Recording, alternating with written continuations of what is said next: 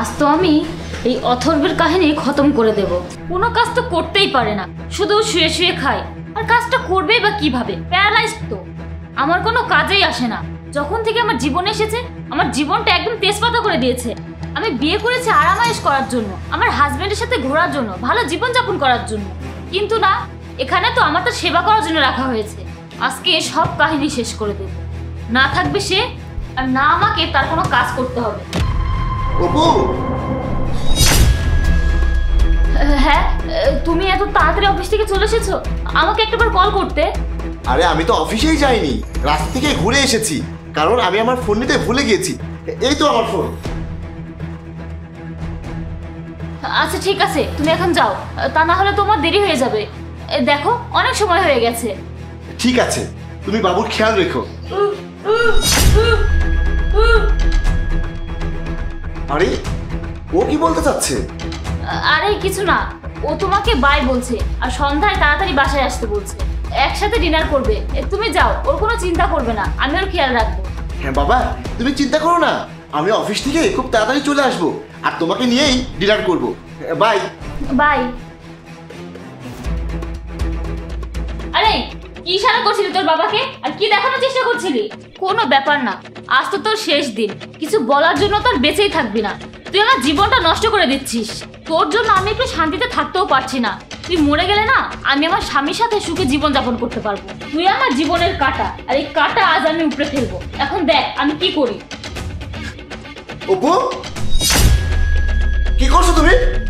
আরে তুমি আবার এসেছো, কিছু বলবে? হ্যাঁ, তুমি আমাকে একটা কথা বলো, তুমি আমার ছেলের সাথে কি করছিলে? আরে আমি তো ওকে উঠিয়ে বসাচ্ছি, ওকে খাওয়াবো। সারাদিন তো শুয়েই থাকি। মিথ্যা বলছো তুমি। তোমার কি মনে হয় আমি 2 বছরের বাচ্চা যে তুমি যা বলবে আমি তাই মেনে নেবো? আমি কি দেখতে পাই না? আর তোমার হাতে কি? বের করো, দেখাও আমাকে। আরে আমার হাতে তো কিছু নেই, কিছু নেই। আরে আমি বলছি আমাকে দেখাও।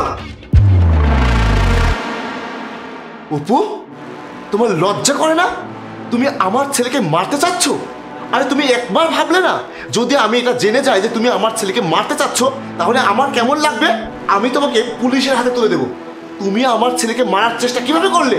তুমি দেখো তার দিকে, কতটা অসহায় আর মাসুম বাচ্চা, তার উপরে প্যারালাইজড।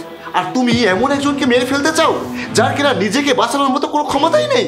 একবার ভেবে দেখো তো, এটা যদি তোমার নিজের গর্ভের বাচ্চা হতো, তাহলে কি তুমি তার সাথে এমন করতে পারতে?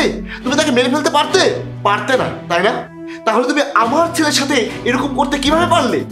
না, আমি ভাবিনি। আর ভাববোই বা কেন? ওকে আমার কি দরকার? আমি ওকে সহ্যই করতে পারছি না, কারণ এখানে আসার পর আমি ওর চাকর হয়ে গেছি। আমার জীবনে কোনো আনন্দ নেই। আমি কি শুধু তার সেবাই করব? আমার কি আর কিছু করার নেই? আমার জীবনটা নরক হয়ে যাচ্ছে। তুমি কি আমাকে বিয়ে করে এনেছো এই পঙ্গুর চাকর বানানোর জন্য? আমি তো আমার জীবনটা আরাম আয়েশা স্বামীকে নিয়ে আনন্দ করে কাটাতে চাই। এসব ঝামেলা আমি সহ্য করতে পারবো না। আরে অপু, যদি তোমার গর্ভে এরকম একটা সন্তান হতো, তাহলে কি তুমি এটাই ভাবতে যে তোমার জীবন সে নরক বানিয়ে দিয়েছে? সেটা তো আমার সন্তান হতো, সে কেন আমার জীবন নরক বানাবে? আর সেটা তো আমার আনন্দের কারণ হতো। অপু, এটাই নিজের মা আর সৎ মায়ের মধ্যে পার্থক্য। ওর মায়ের কাছে ও রাজপুত্র ছিল, নিজেকে শেষ করে দিয়েছে, তবু তার বাচ্চার কিছু হতে দেয়নি। আর আমি তো তোমাকে ওর মা হওয়ার জন্য এনেছিলাম। আমি ভুলে গিয়েছিলাম সৎ মা কখনো মা হয় না, আর তুমি সেটাই প্রমাণ করে দেখালে। যদি তুমি আমার ছেলের মা না হতে পারো, তাহলে শুধু আমার স্ত্রী হয়ে এখানে থাকার দরকার নেই, কারণ আমি আমার ছেলেকে এভাবে রেখে তোমাকে নিয়ে আনন্দ করে বেড়াতে পারবো না। এটাই ভালো হবে। তুমি এক কাজ করো, তুমি তোমার জিনিসপত্র গুছিয়ে নিয়ে আমার বাড়ি থেকে চলে যাও। জাহিদ, আমি আর কখনো এমন কিছু করব না। আমি ওকে সৎ ছেলে আর ভাববো না। আমি ঠিক হয়ে যাব। তুমি আমাকে ক্ষমা করে দাও। না না অপু, আমি আর তোমাকে আমার এই ছেলের জন্য নিরাপদ ভাবতে পারছি না। তুমি এখান থেকে চলে যাও। আমি একাই আমার ছেলেকে দেখে রাখবো। সৎ মায়ের কালো ছায়া আমি আমার ছেলের উপরে আর পড়তে দেবো না। যাও, এই মুহূর্তে তুমি আমার বাড়ি থেকে চলে যাও। যাও বলছি।